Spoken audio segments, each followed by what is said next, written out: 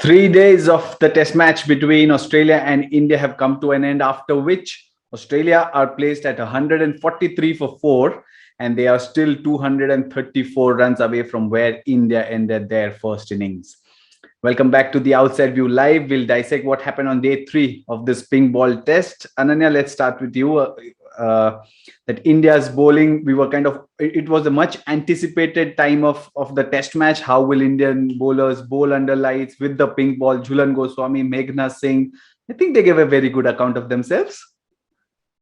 They gave an excellent account of themselves. And you mentioned JHULAN GOSWAMI and Meghna Singh. I think I was most impressed by the way POOJA VASTRAKAR kind of went about her bowling today.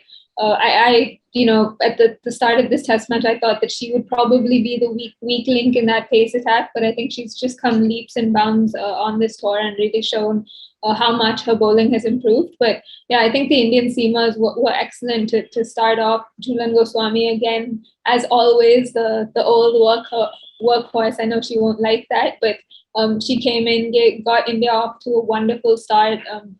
Dismissed Beth Mooney early. And I think, just that spell to Alyssa Healy was just so much fun to watch. Excellent display of fast bowling. And I'm sure the likes of Meghna and POOJA would have learned a lot, bowling alongside her under lights. Now let's take a look at that match summary as things stand at the end of day 3. Remember, India were inserted into bat. They finished their first innings at 377 for 8 declared. Smriti Mandhana, of course, that brilliant 127. What we saw today was a wonderful innings by Deepti Sharma as well, 66 from her. And then when Australia's turn to bat came, didn't have the best of starts. They are placed at 143 for 4 with Meg Lanning making 38, Alyssa Healy 29. As Ananya mentioned, 2 wickets for JHULAN GOSWAMI, 2 for POOJA VASTRAKAR. Ananya, let's talk about JHULAN GOSWAMI's first spell that was kind of one of the most looked forward to or anticipated moments, becoming India's first bowler to pick up a wicket of the pink ball. How good was that wicket, and as well as the second one that she picked? Yeah, I think, as always, she came charging in, hit the perfect areas from the very start. I mean, she's almost like a bowling machine. Sometimes she just runs in. It's almost like if you wake her up in the middle of the night, she'll hit the right areas, as she likes to call them. So it was exceptional to watch, and especially that late movement that she was getting, bowling a couple of outswingers and then getting one to jag back in, caused a lot of issues. And the delivery to Beth Mooney was wonderful to watch, that late movement in. I don't think it was the best choice of shot from Mooney. It didn't seem like the length was there for her to hit it through mid-wicket, but it was an excellent delivery and got India off to a great start. But like I said earlier, it was just that the setup of that Alyssa Healy wicket that was just so much fun to watch. One that jagged back in very, very late, almost shaved the off stump, and a short of length delivery that reared, hit her on the helmet, and then finally one that just held its line and got her to nick off. So I think, just that opening spell, like you said, was excellent. And I think what really helped was that Meghna Singh was also at the other end, kind of, keeping things quiet, bowling a very consistent line. I know she was a little wide to my liking, not kind of getting the stumps into play. But I think, again, she was very, very disciplined. And I think what India did well with the new ball, unlike Australia, was, in India, we're naturally taught to bowl much fuller lengths because the tracks here are much slower. So you're not going to get much carry when you bowl short of a length. So you're taught to bowl a good length, bring the batters forward. And I think that helped that India, the pacers are naturally going to bowl that fuller length, and it brought the edge into play. So it was an exceptional start, and it was great that India took their chances when they came. Indeed, but there was a couple of, or in fact, 1.5 missed chances of Meg Lanning, who top scored so far for Australia with that 38. Not the kind of Meg Lanning we're used to seeing in white ball cricket. Ananya, she kind of struggled a bit, but with runs under her belt, probably she'll feel a bit better, but not the kind of dismissal that she would want to remember. That was a little, I guess it was an unfortunate dismissal when you look at the inside edge that she got. But I feel like POOJA VASTRAKAR deserved that wicket. She bowled with great discipline, great consistency, wonderful lines. I mean, through that tour of England, you saw when POOJA VASTRAKAR strayed, she normally pitched it short.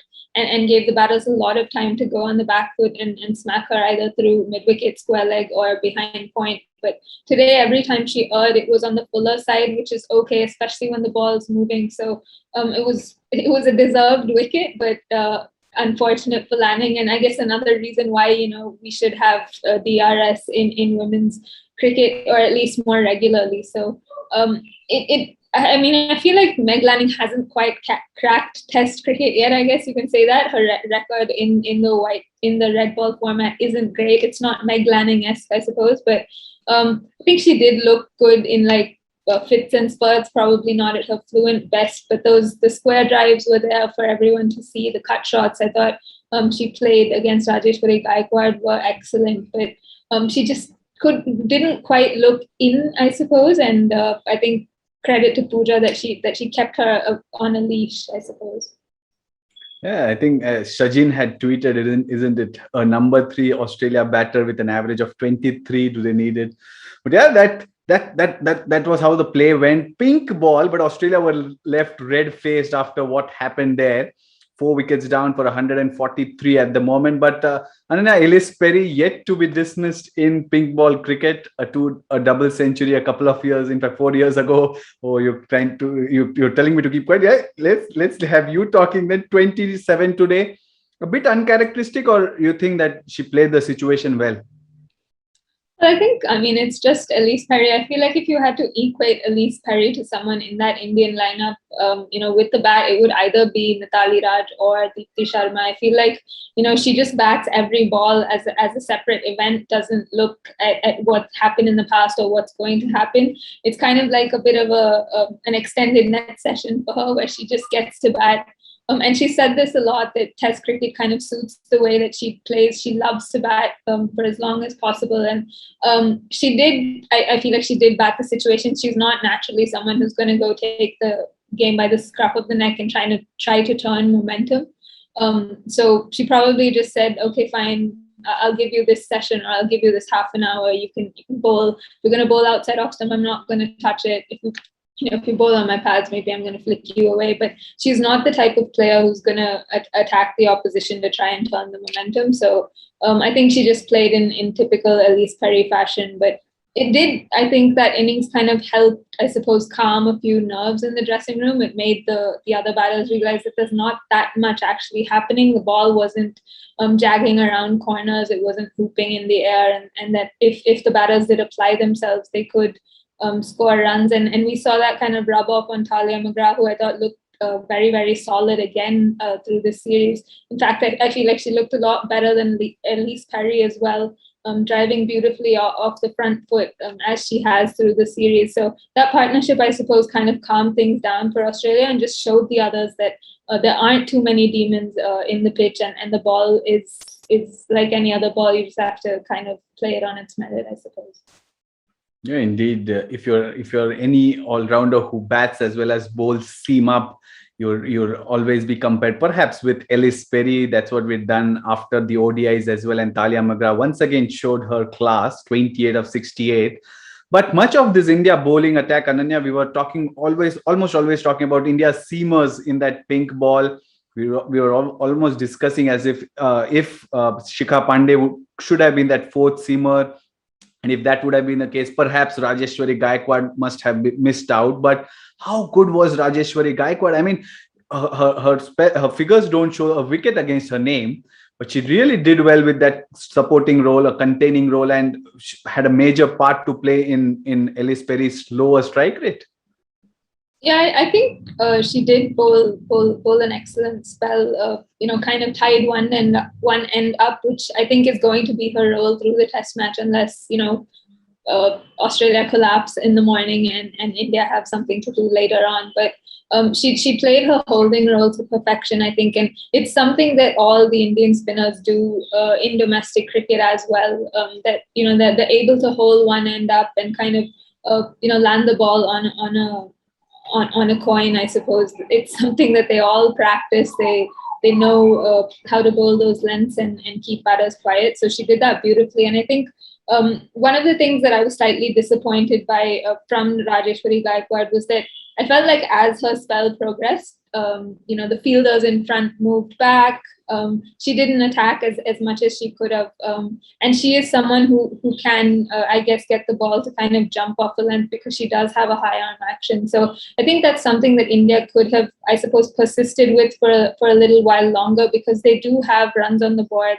There is scoreboard pressure. And with the Seamers bowling well at the other end, I suppose they could have tried to prize out a wicket with Rajeshwari Gaikwad. But like you said, she was excellent and deserved a wicket, I suppose. Yeah, indeed. And her co-spinner in Deepti Sharma bowled 4 maidens, 3 of which were in succession. But her bigger and important contribution in this test match so far has been with the bat. I mean, against England in that test match in Bristol, we saw how important she is to that Indian lineup, how much she loves batting for long. You'd written about it, Ananya. And today at that number 6 spot, she'd walked in with a bit of a bother at 4 for 261. And in company of Tanya Bhatia, Pooja Vastrakar, she ensured that India don't collapse for starters, and finished with 66, her second successive 50 in Test cricket. How good was Deepti Sharma with the bat yet again? Great with the bat. I guess if you look at those numbers, second half century on the trot, like you said, and she is made for Test cricket a lot like Elise Perry. I feel like the tempo with which she bats is just perfect for Test cricket. And she could make a great number 3 for India if, Test cricket becomes, I suppose, a more permanent fixture in the calendar, and the women go on to play more tests. I think Deepti Sharma would probably make the perfect number 3 for India. And as well as she played, I just feel like, again, we're not sure what the team management had decided overnight, what the discussions were within the Indian team, but I feel like India missed a trick in the sense that they could have pushed the game along a little more in that first session. I feel like it just went on a bit meandering. I know Australia did bowl very well, a lot better than they had in the first 2 days, but I feel like Deepti Sharma, with the way she bats, she looked extremely solid, but could have looked for runs and just been a bit more proactive, I suppose, and pushed the game forward, gotten India into a position where they could have then bossed the game, and maybe pushed for a result, because at the moment now it doesn't look like it's possible unless Australia collapse in the morning and something extreme happens. Yeah, you talked about Deepti Sharma's temperament with the bat, and which is more suited to Test cricket. We saw it in England in the first innings. She didn't get a big score, but at no point did she seem a bit uncomfortable. I mean, her strike rate was low, yes, and again she had to bat a bit with the tail. But I loved how she held one end up even at number 6 or 7 when she had come in that first innings. And of course, at 3, she kind of came into her own, didn't she, in Bristol. But what is that one difference that you'd like to point towards in that previous 50 and the one that she played today? Well, I think, the previous 50, she played the situation beautifully. India had to bat time. They had to save the test. They were, batting against the odds. I suppose it looked like England would kind of boss their way to an innings victory, but she came in and provided the solidity that India required at that point. She played the situation beautifully. And she looked extremely comfortable against spin, something that the rest of the top order want in that game in Bristol. But I suppose the difference in this game would be, again, we don't know what the team management had decided overnight, but from a viewer's point of view, it just felt like the innings kind of meandered along, and she was at the center of that partnership where India kind of let the game drift a little bit. When they probably could have pushed it forward. So I feel like, from a viewer's point of view, it felt like she didn't quite play the situation as well as she could have. But again, we're just making assumptions that India wanted to push for a win. Yeah, makes sense, because Nushin Al Khadir was also heard on air saying that they expected perhaps better and more from Deepti Sharma at that point during the dinner break. Right, 3 days of the Ping Ball Test match have come to an end. 143 for Australia, still 234 behind. But remember, the other magic number that they have in front is that 85. They need to score more in order to avoid follow-on. Ananya, before we kind of move on to what is in store tomorrow, your pick for the moment of day 3 of this Ping Ball Test. Well, I think my moment, if you can call this a moment, would just be that there was a full day's play.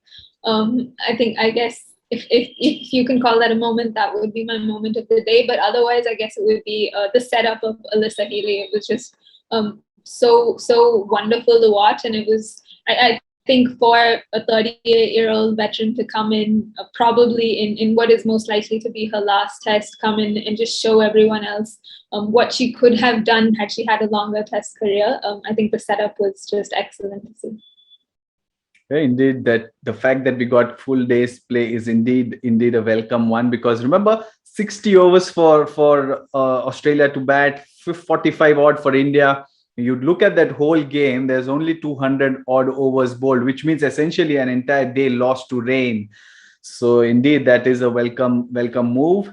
Day 4, the final day, Ananya, we've talked about if we should have extra day, etc. But Ellis Perry in the middle, 27 not out. Ashley Gardner for company. What is in store for us on day 4 in the first session? Well, Elise Perry is yet to be dismissed in a pink ball test. So I feel like, obviously she holds the key for Australia. I think if India have to push the Australians to bat again and force the follow on, I think they have to remove her as early as possible.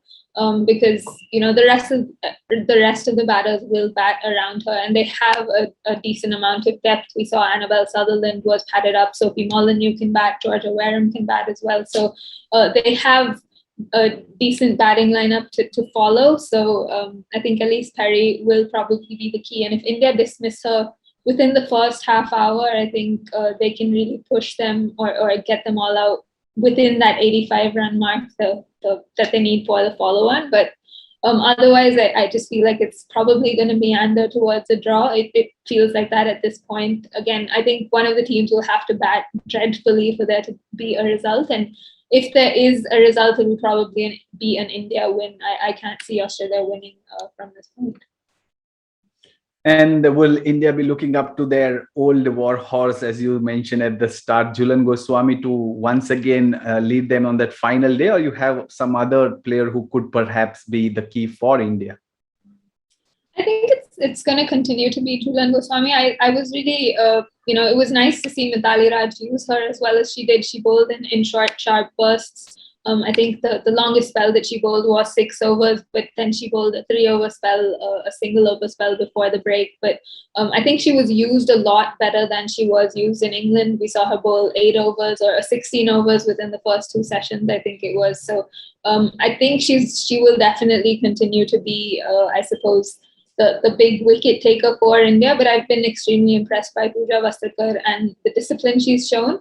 So I think she could be a surprise package, but I feel like if someone has to get that big wicket early on, it's going to be JHULAN GOSWAMI.